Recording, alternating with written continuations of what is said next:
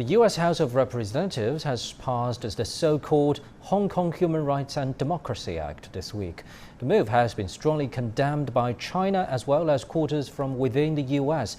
A U.S. human rights organization called Popular Resistance has sent an open letter to Congress calling the legislation biased and dangerous. CGTN sat down with the author of the letter.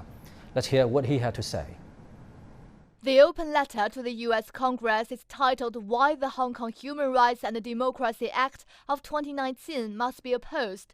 In the 4,000-word document, the author lists the main reasons for opposing the bill and points out what his organization perceives as misunderstandings and bias from some American politicians on the issue.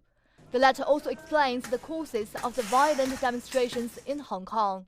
We were very concerned that the Hong Kong Human Rights and Democracy Act really is a law that will be an excuse for the U.S. to intervene into the affairs of Hong Kong and mainland China. Our concern more broadly is that the U.S. national security strategy is one that requires great power conflict. The open letter outlines the history of Hong Kong.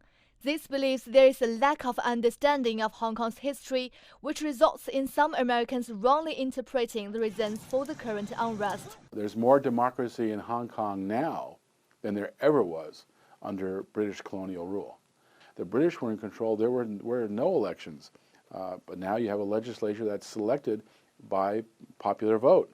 The move from the U.S. House of Representatives comes after months of violent protest in Hong Kong. Regarding the behavior of Hong Kong police, this says law enforcement has exercised considerable restraint. Compared to what we see in the United States, in the reaction to the Occupy movement and the reaction to some of the protests against pipelines and oil and gas infrastructure, in comparison, Hong Kong was quite restrained. The bill will need to make it through the U.S. Senate and be signed by President Trump before becoming law. This is calling on U.S. citizens to pressure their state senators to vote against the bill. It gets the U.S. intruding into China's internal affairs. And that's not good for the United States, and that's not good for China because it adds to the conflict between both countries. The Chinese government has strongly opposed the U.S. legislation. Any move that undermines China's interests will be met with a vigorous response. I would like to reiterate that China strongly urges some U.S. Congress members to correctly understand the situation, immediately stop pushing the review of the Hong Kong-related act, and stop meddling in Hong Kong affairs and interfering in China's internal affairs to avoid further damaging China-U.S. relations.